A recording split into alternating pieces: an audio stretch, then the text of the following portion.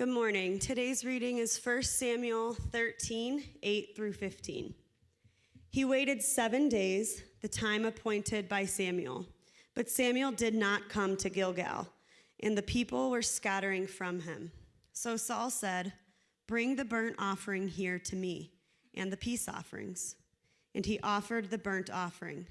As soon as he had finished offering the burnt offering, behold, Samuel came, and Saul went out to meet him and greet him. Samuel said, "What have you done?" And Saul said, "When I saw that the people were scattering from me, and that you did not come within the days appointed, and that the Philistines had mustered at Michmash, I said, 'Now the Philistines will come down against me at Gilgal, and I have not sought the favor of the Lord.' So I forced myself and offered the burnt offering." And Samuel said to Saul, "You have done foolishly. You have not kept the command of the Lord your God, with which he commanded you. For then the Lord would have established your kingdom over Israel forever. But now your kingdom shall not continue. The Lord has sought out a man after his own heart, and the Lord has commanded him to be prince over his people, because you have not kept what the Lord commanded you." And Samuel arose and went up from Gilgal. The rest of the people went up after Saul to meet the army. They went up from Gilgal to Gibeah of Benjamin. And Saul numbered the people who were present with him, about 600 men. This is the word of the Lord. Please be seated. Good morning. You all did it. You're the ones who made it to church this morning. Congratulations. Thank you so much for joining us. It is a very cold morning. When I woke up, we were missing a degree, and it's good to see I think we got it back. So that's a joke about negatives. So Welcome to church. My name is James Rathmann. You are at Redemption Church Denver. I'm the pastor here. You just heard from Zach and Arcade Fire. This is a huge band this morning. It sounded excellent. Thanks for joining us. There are two ways to get connected at Redemption Church Denver. One of them is to gather large, which is what you're doing with us this morning, where we all join together as a church. Another way is to gather small, which we do throughout the week in each other's homes. So if you'd like to join one of those small groups, which we call redemption groups, you can do so online at redemptiondenver.com, or the best way is to download our app. Just search Redemption Church Denver in your app store of choice. You can download our app, and on there is basically all the information you could ever want about our church and probably a little more. So that is us. We've got big news to announce this morning. So the church building that we are in now is under contract. That's great. Applause is appropriate. But until there's more details, muted applause is also appropriate. So we are under contract. It is being purchased by another church named The Heights. They're an excellent congregation. They will make great use of this building. One of our hopes in moving from this building, or at least one of mine, was that it would remain a church. I think this is a great place for a church to be in the city. And The Heights is an excellent church. I've gotten to know their pastor really well. His name's Corbin Hobbs. He's a great guy. He's another youthful pastor, which you guys are into. And they're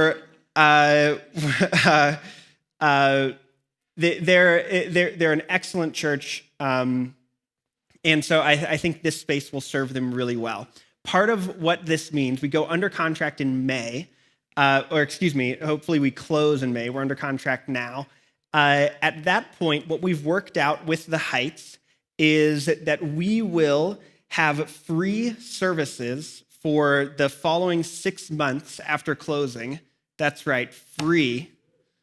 And they will be in the evenings. So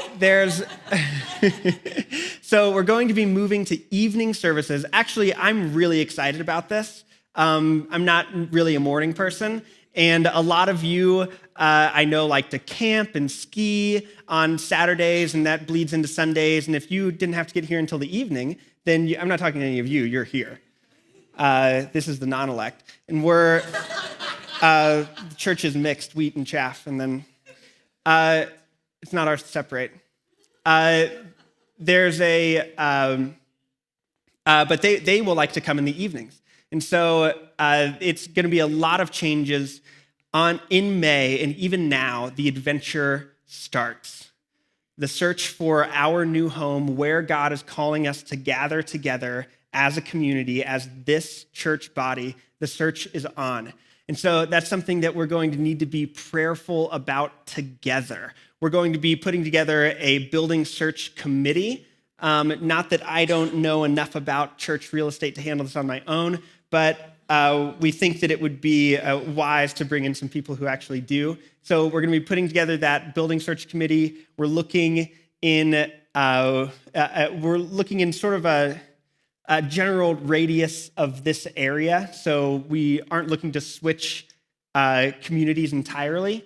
But yeah, the search is on. And with the structure of this deal and this agreement and who is buying it, we are in an excellent position to make our next move wisely. We don't have to be rushed. We've got time in our space to discover where we're headed next and to prayerfully seek out where is God calling us to be for our next stage as a church. So this is a huge answer to prayer. It's a huge answer to prayer we'll actually be able to move into this next stage for Redemption Church. So there are more details, and you would probably like more details. If you would like to hear those, then stick around after this service, and the founding board and myself will be down front here, and we'll gather together, and we can describe more details further and answer any further questions that you have. But until then, let's enjoy these cold mornings. They're coming to an end in this space, and celebrate where we're headed next. That we're taking a big leap together. God's taking us who knows where. So this is exciting. All right, that's that. Building under contract. Yeah, it's right to clap there. Okay, so now switch into sermon mode. So if you would you pray with me?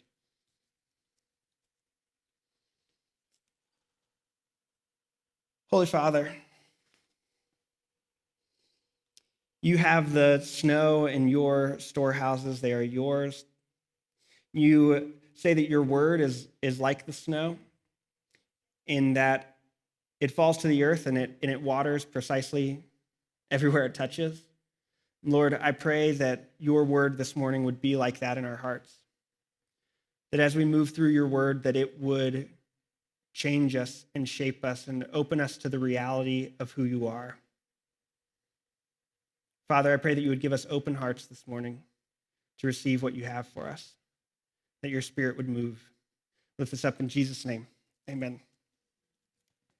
So today will be a relevant topic, I think, for many of you. It is for me. Today is about anxiety and fear. Fear and anxiety. And those have a correlative in our faith, which is courage.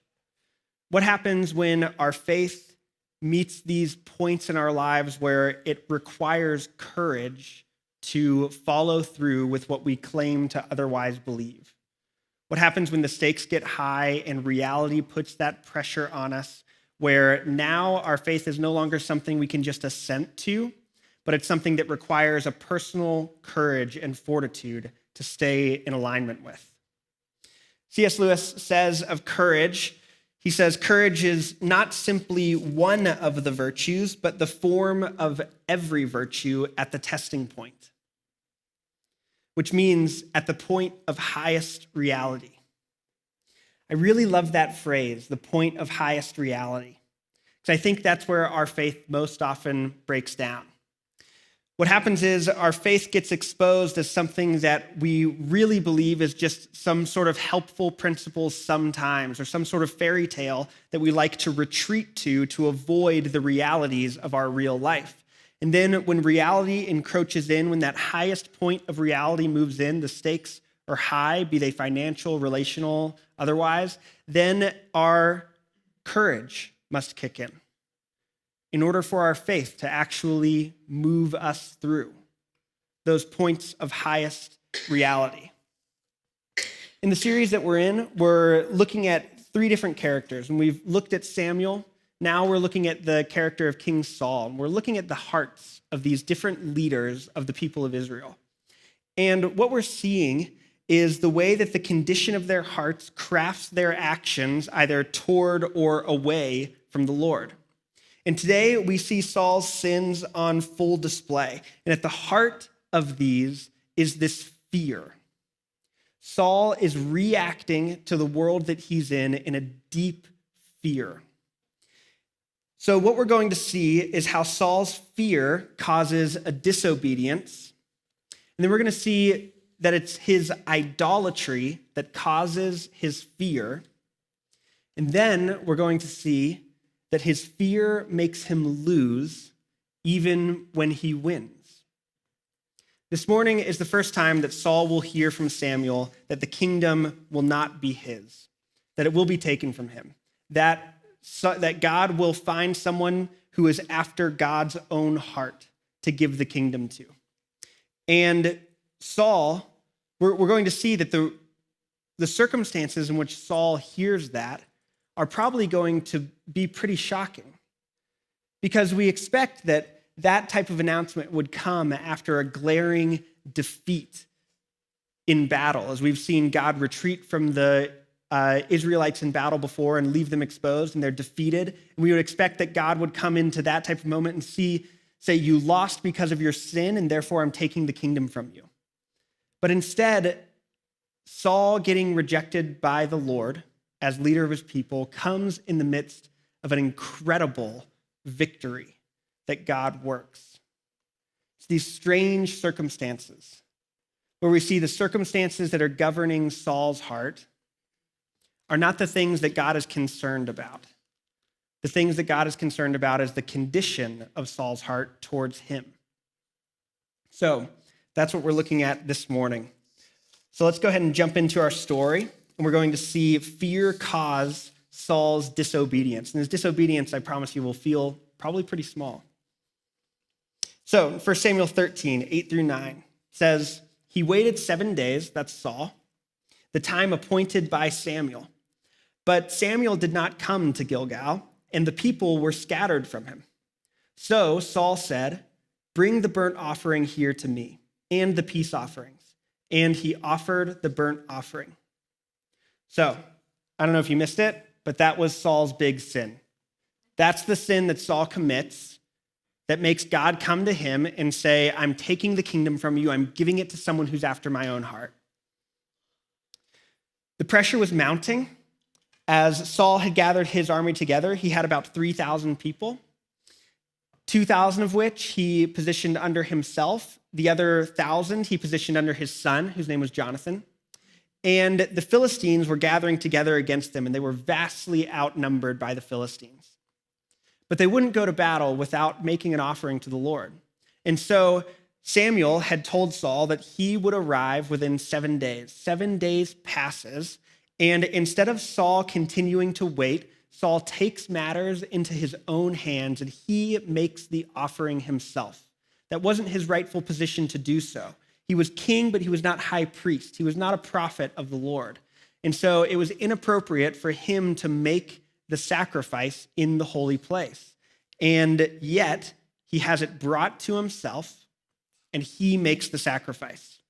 If only he had waited a little longer. Back in our story, it says, as soon as he had finished offering the burnt offering, behold, Samuel came. So Saul finishes making the offering, and Samuel just walks up. So here's what Saul says. Samuel came, and Saul went out to meet him and greet him. And Samuel said, what have you done? And Saul said, when I saw that the people were scattering from me, and that you did not come within the days appointed, and that the Philistines had mustered at Michmash, I said, now the Philistines will come down against me at Gilgal. and I have not sought the favor of the Lord. So I forced myself and offered the burnt offering. In Saul's whatever that is, excuse, confession, I don't know what it is. But in Saul's list of reasons for offering the burnt offering, what we see is Saul's heart exposed. We see that Saul's obedience to the Lord is contingent, and it's also mechanical. So here's what I mean. Saul obeys the Lord contingently, meaning so long as the Lord's plans lined up with the way Saul expects things to be going, and the way Saul would normally deduce victory to be brought about, so long as those things line up, then Saul will remain faithful to God. He'll remain obedient to God. But look at the things that fall apart. There's the timeline. Samuel, you said you'd be here within 7 days, and you weren't here. So now that that fell off, I have the authority to take into my hands God's law and do whatever I want.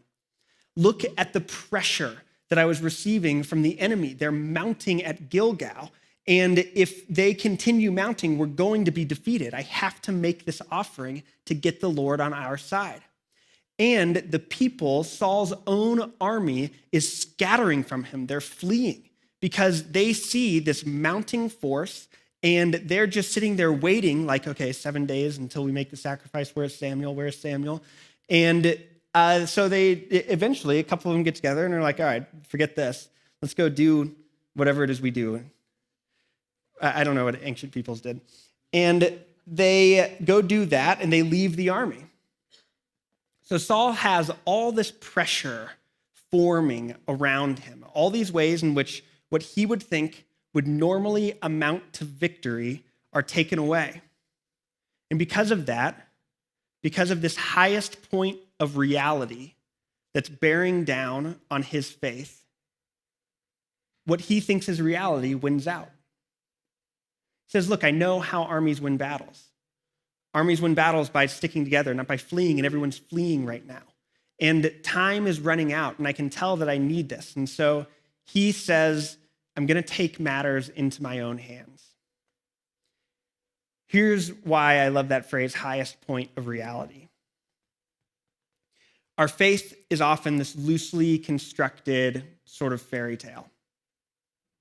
And then we have this other plane that we operate on. And we call that the way things really work. Look, I know the way things really work. And the way things really work is I need to take this into my own hands and I need to get this problem solved and I need to figure it out. Because look, this faith is great. It provides me peace on the weekends, but I know the way the world really works. And when you figure that out, you'll wise up too and you'll learn how to take matters into your own hands. That is the other plane that we live on. That highest point of reality that our faith doesn't really seem to touch. It's where we get home and we're weary and we say, look, I know that our prayer should offer us some sort of comfort, but instead I'm just going to cope and numb myself with all these other ingredients that I know how to numb myself with. Because look, let's be honest, that's the way the world really works. Those highest points of reality that our faith doesn't have any bearing on.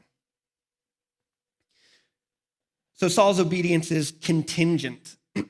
That is, so long as it lines up with his definition of reality, his definition of what brings victory, then he remains with those.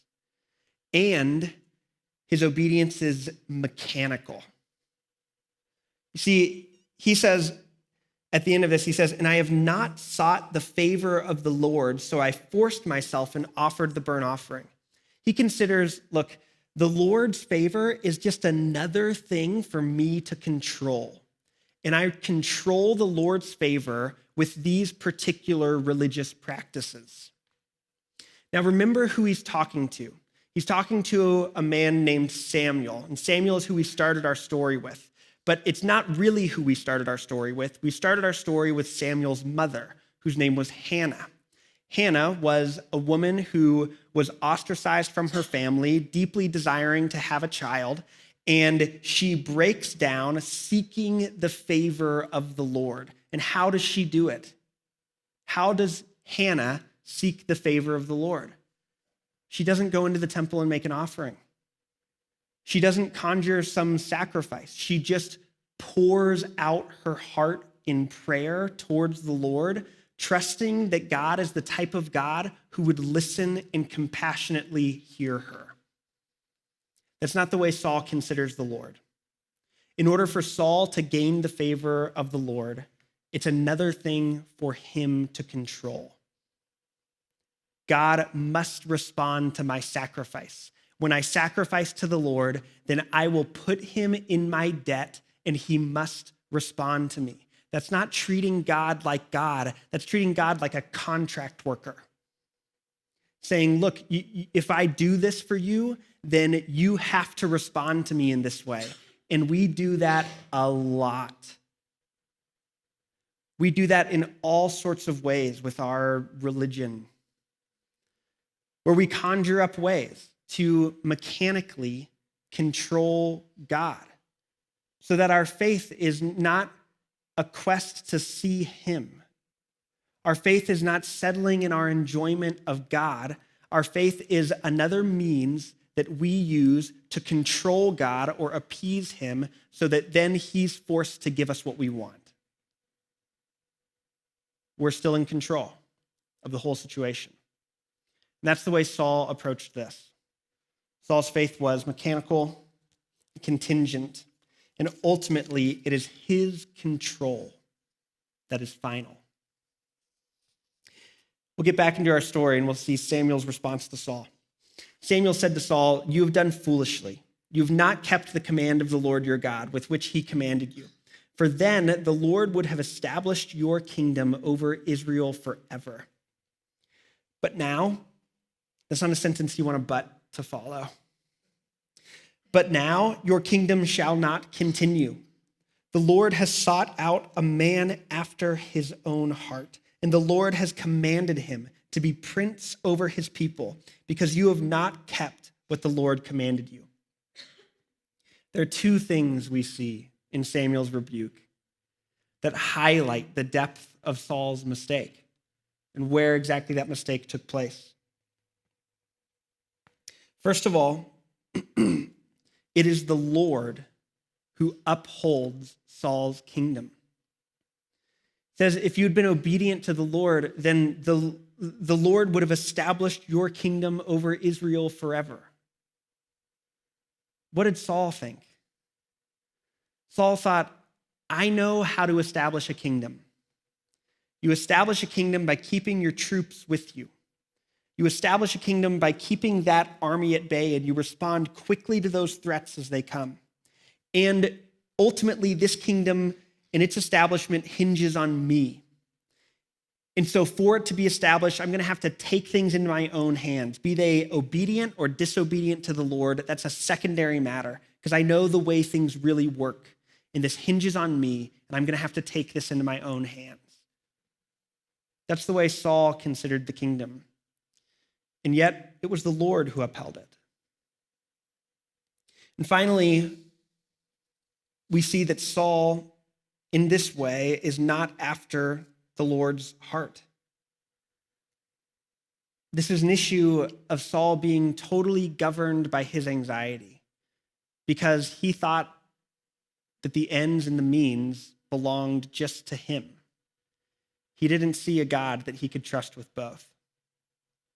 So that means that Saul, with this disobedience that's grounded in this anxiety, ultimately he's not trusting in the Lord, and that's because he is trusting in something else. So what is that other thing that Saul is trusting in? How can we discover what this other thing that Saul is trusting in is? Well, we see it in Saul's response to his rebuke. These are the next couple of verses. 1 Samuel 13-15 says, "And Samuel arose and went up from Gilgal. The rest of the people went up after Saul to meet the army. They went up from Gilgal to Gibeah of Benjamin. And Saul numbered the people who were present with him, about 600 men." And this is an easy one to miss. and I missed it for most of my reading.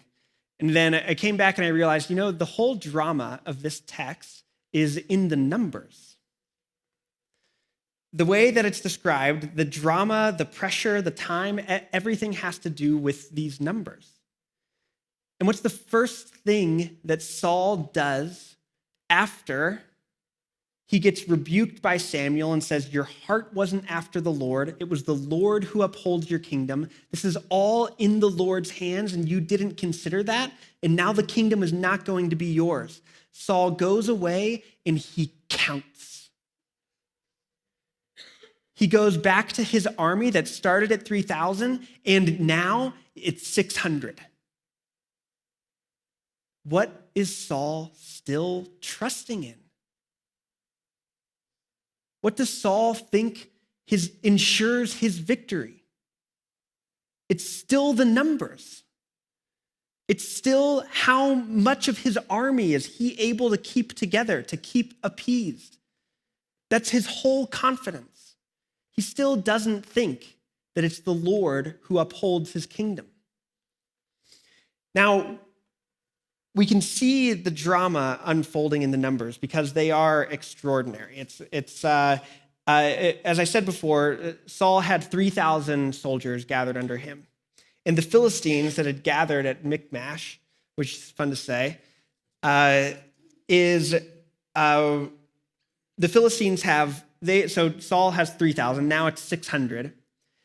The Philistines have 30,000 chariots. They have 6,000 horsemen, and the troops are like the sand of the sea, which is a lot. The disproportionality is insane. The army that they are facing down is absolutely outrageous. If they have 3,000, then it's still 10-1 odds against them in chariots alone. So Saul goes back to count, and he has 600. His faith somehow is still in the numbers. Now, there's another way to approach this, and that other way is demonstrated immediately by Saul's son, Jonathan. Now, Jonathan had a certain number of troops under him, and they were all stationed together, waiting for Samuel to come provide the sacrifice. Saul goes ahead and provides the sacrifice. And at some point in this time, Jonathan gets his armor bearer, and he says, hey, let's go ahead and let's just us two head into enemy territory. And maybe this will just be a recon mission, but let's go check it out. And so the two of them head away from the comfort of the other 600 or however many there were and into enemy territory. And this is Jonathan's reasoning for moving. Jonathan said, this is 1 Samuel 14:6. Jonathan said to the young man who carried his armor, come, let us go over to the garrison of these uncircumcised. He's already trash talking. It may be that the Lord will work for us, for nothing can hinder the Lord from saving by many or by few. Who holds the kingdom for Jonathan? Who holds the victory for Jonathan? What can hinder the Lord from saving? Count the numbers, forget the numbers. God promised us that he would rescue us. God himself. He's the one who said that he will fight for our people. He will rescue us. He will defend us. He calls them uncircumcised because he's saying, look, they don't have the covenant. They don't have the promise from God. We do. God promised us. And he can save. He could save if we had 30,000, they had 600. He can save if there's just a few of us. So yeah, 10-1 odds. Those aren't great. So armor bearer, why don't we make it 15,000-1? We'll try that. It's this perfect foil of faithfulness that shows the sin of Saul's counting, what he was actually counting on, which the whole time I was writing this, I was like, that just feels like a pun. Like, what is Saul counting on? And he's literally counting. And then I was like, what is the origins of the phrase counting on? It's this. It's a biblical origin where what did people count on? What are you counting on? It's because people would go back and count their soldiers. Which that's a cool thing. That's just a fun fact.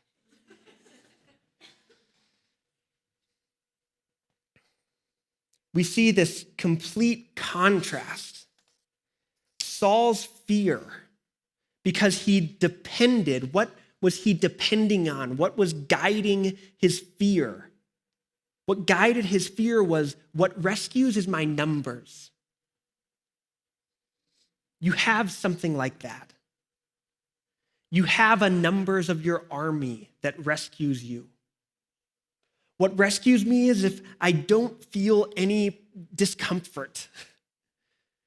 And so long as I can craft my life to where I don't feel any discomfort, then I'm going to be rescued from the pain that I'm feeling.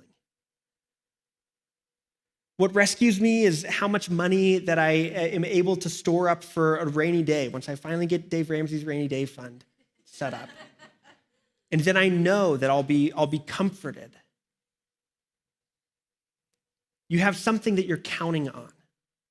Once I can finally get everybody to like me, once I can finally handle this particular conflict, and then that'll be done, and then I know that I'll be taken care of. You're counting on something.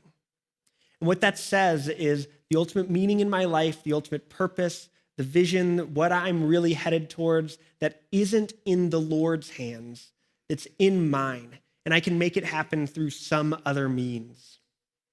It's called an idol. An idol is something that isn't God, that you sacrifice for and you give to because it promises you that it will give you life. But they can't. It's the Lord who establishes the kingdom. Saul didn't see that. Jonathan's faith motivates an action. Do you see that? It was Jonathan's faith that didn't cause him to be paralyzed. It didn't make him get mechanical. He wasn't like, oh, in order for the Lord to be faithful to us, I'm going to need to do these penance, or I'm going to need to make sure that I get this many days in a row in my Bible reading plan. No, he said, look, this depends on the Lord, and he may save us. And that's his prerogative. And he can do it by many or by few.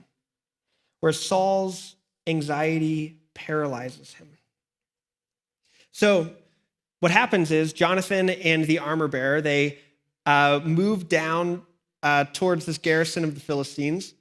And Jonathan says, if they say you stop there and we'll come to you, then we'll know that this is not the time to fight.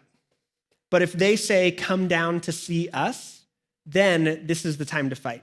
And I was thinking about that, and the way that Jonathan kind of stacked that is he kind of stacked it in their favor. Because if I'm in the military, which I'm not, I would think, all right, let's just let these guys come into our territory so that we can just take care of them as a full army, rather than just like two of us going out there to get picked off more easily. But instead, he says, come down. So anyway, they stand up and they say, come down to us. And Jonathan turns to his armor bearers and is like, all right, game on. This is the battle. And they kill 20 people in just like an acre. And the Philistines panic. And they're like, there's something almost magical, almost mystical happening with how victorious these two people have been in this short space. And they panic, and so they all start to turn and run.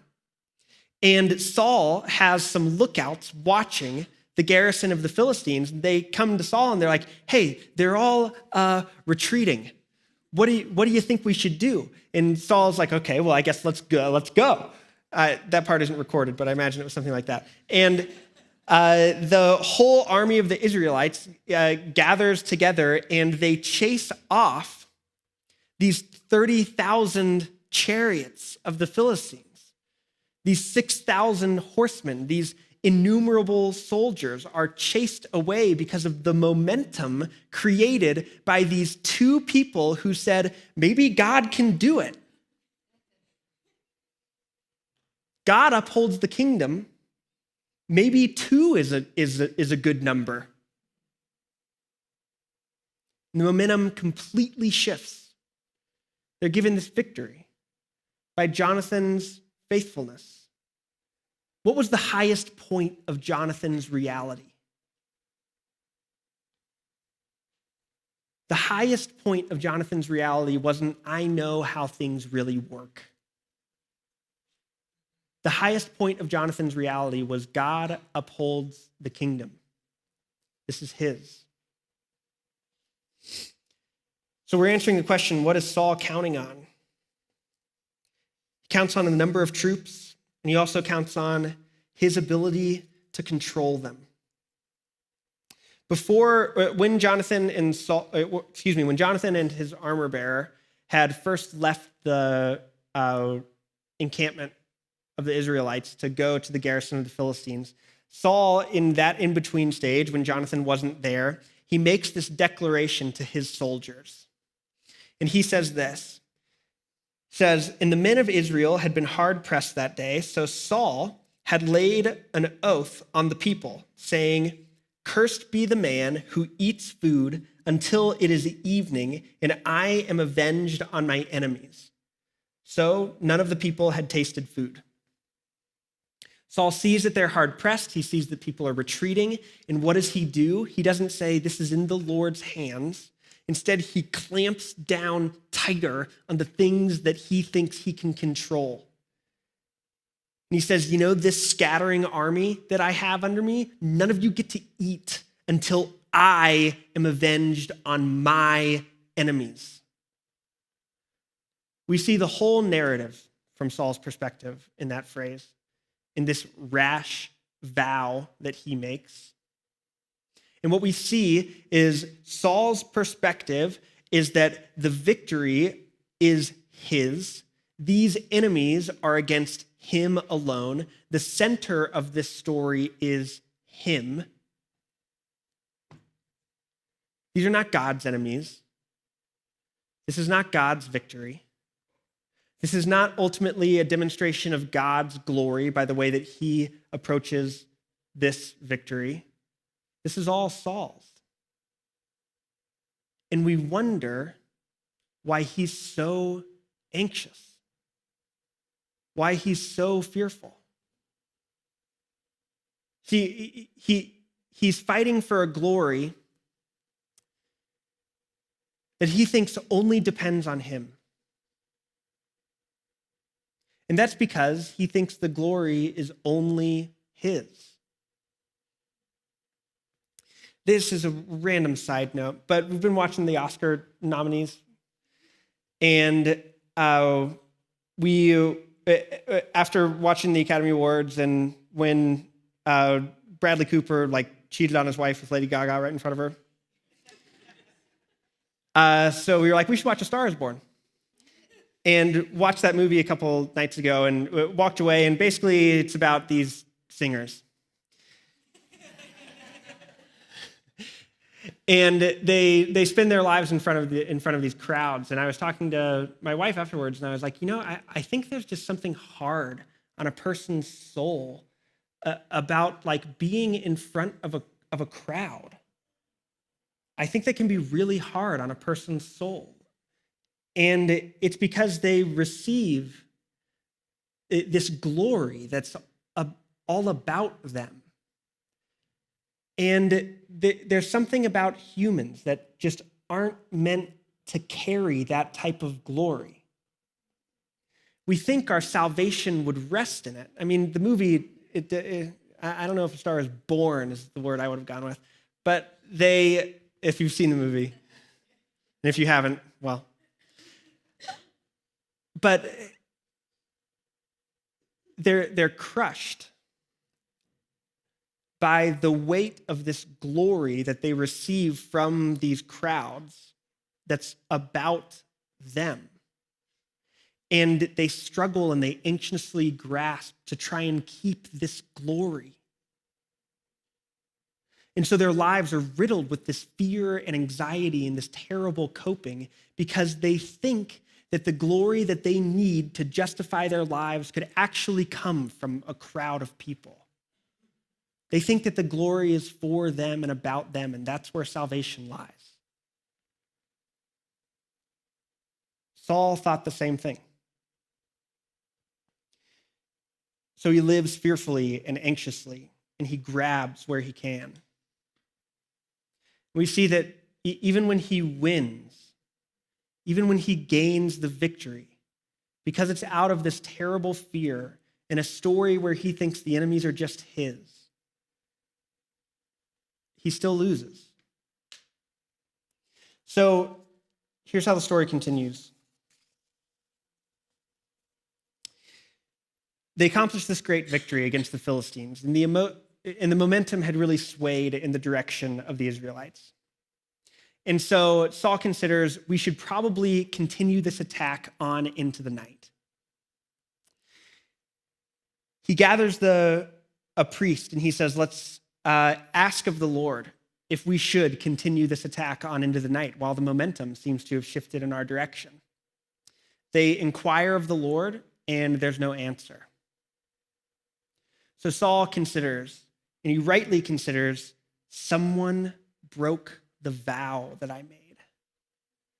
When I said no one should eat, someone ate.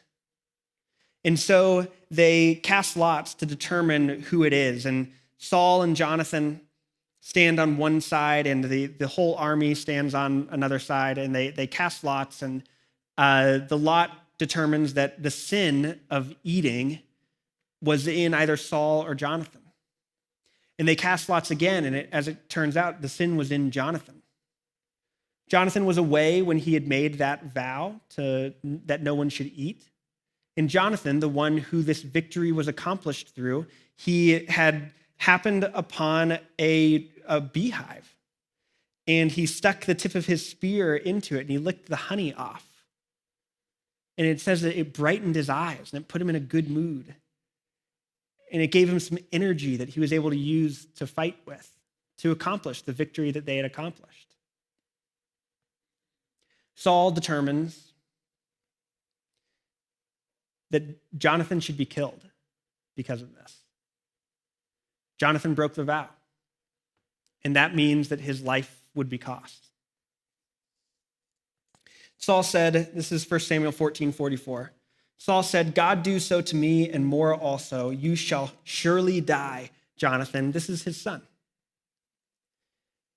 Then the people said to Saul, shall Jonathan die, who has worked this great salvation in Israel? Far from it. As the Lord lives, there shall not one hair of his head fall to the ground, for he has worked with God this day. So the people ransomed Jonathan so that he did not die. Look at what just happened to Saul. Saul, in his mad desire to preserve his kingship, he clings with all the power he could possibly muster, even saying, you don't get to eat until you accomplish my vengeance for me. That very action wrests the kingdom from his hands. When the people have stood up to their king and they've ransomed the king's own son back to him because they remind the king that not one hair of his head shall fall from the ground, for he has worked with God this day. What they are saying is, you didn't work with God, and although you have made this rash vow, we, the people, will not honor it. And the same fear that put Jonathan's life at risk at this moment ends up being the fear that saves his life. Saul's fear of losing the people. Saul's fear of the people scattering from him. His anxiety almost kills his son.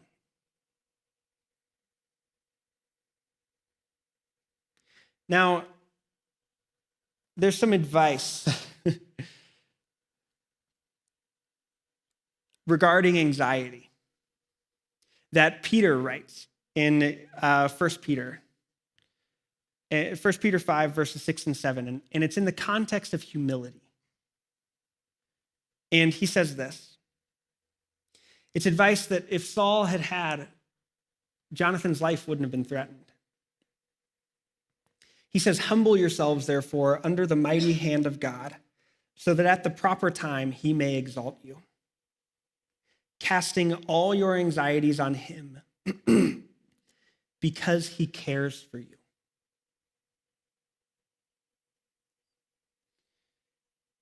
Saul had no idea the God that he was serving. Saul thought the God that he was serving is one who needs to be controlled or manipulated or appeased in some way. Saul is so anxious to return to the good graces of the Lord that in order to honor the rash vow that he made, he says, "Look, God, I'll follow through with killing my son.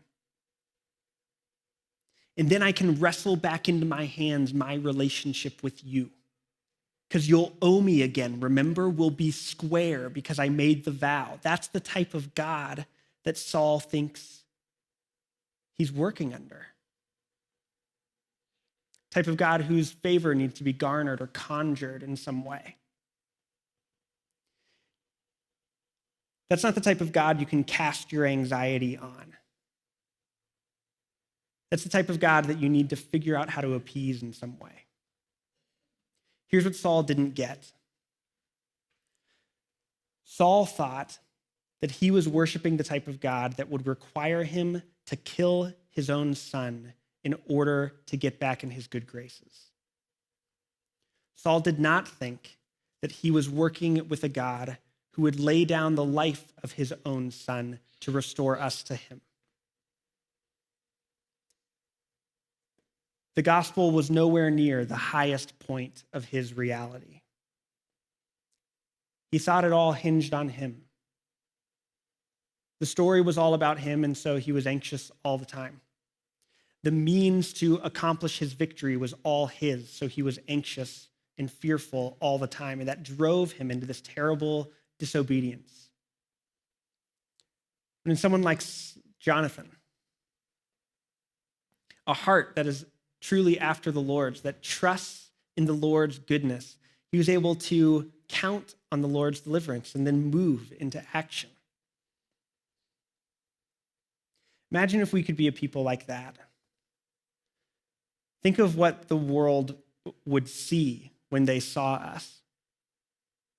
I listened to a great sermon this past week from Tim Keller, and he describes Moses looking at the burning bush. He makes an analogy between Moses looking at the burning bush and a non-Christian seeing a real Christian. And Moses looks at the bush, and it's like, okay, a bush on fire. I've seen fire before. Whatever, there's fire. It's not that weird. But then he looks for longer, and Keller is like, he's probably standing there for like a half hour just looking at this bush, like, what the heck? The bush isn't getting consumed by the fire. It's just this fire standing on a bush, and it's not destroying it. How is this happening? There must be something else going on here. I think if we were the type of people that lived with a real faith, where the highest point of our reality is that we served a God who cared for us, the victory was truly in his hands, that would motivate us into this fearless action. And I think people would look at our lives and they would say, there's these crazy things happening around you. There's this fire that seems like it's burning up in your life, but then you seem fine. You seem joyful. You seem really peaceful. You aren't using your anxiety as a way to prove how hard you work so that I'll think something of you, which is what we do. Anxiety is a freaking badge of honor. Oh, I'm so anxious. I've got so many issues in my life. I've got all these things going on. And man, I'm working so hard. You wouldn't believe it. I've got this such a crazy time of life. I'm working so hard. Have you ever met anybody who was like, oh, wow?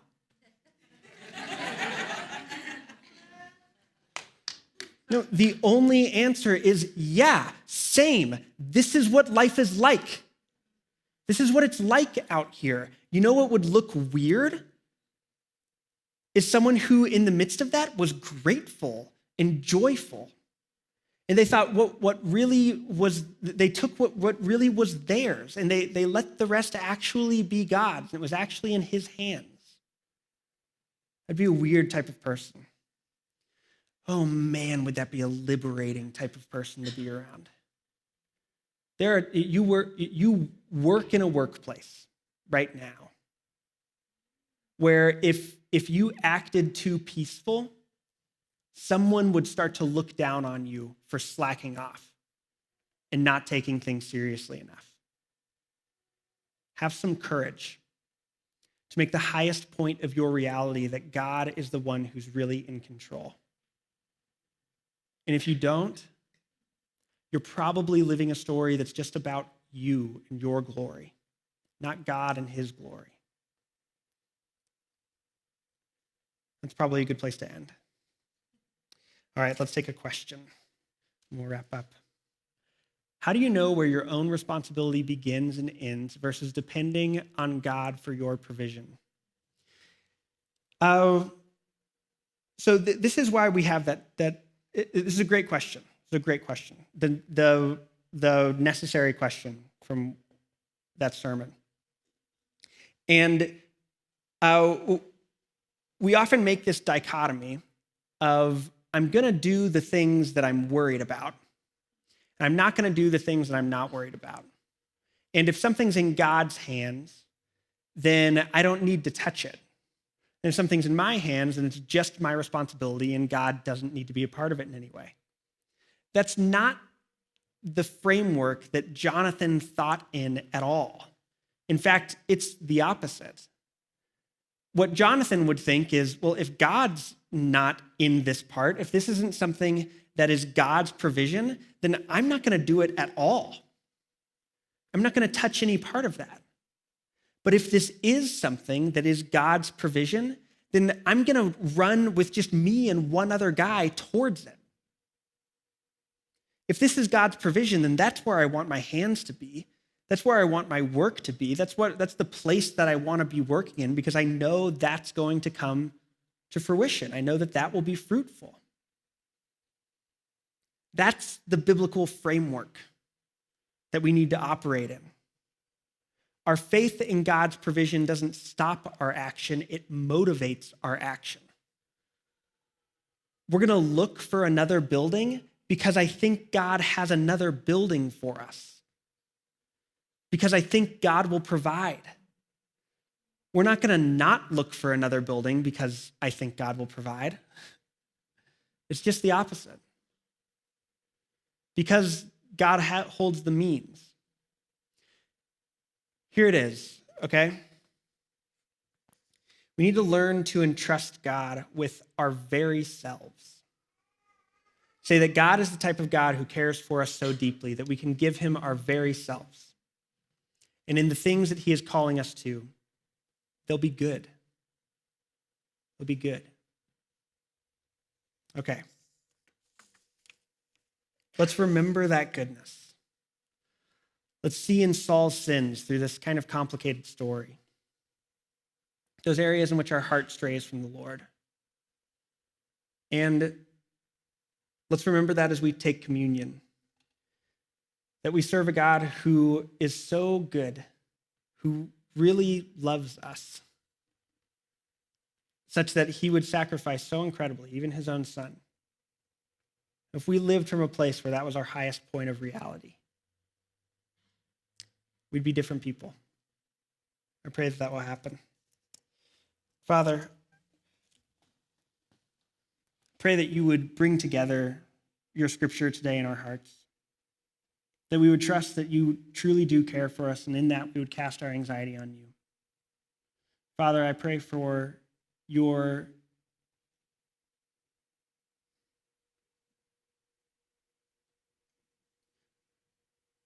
Lord, we need your presence.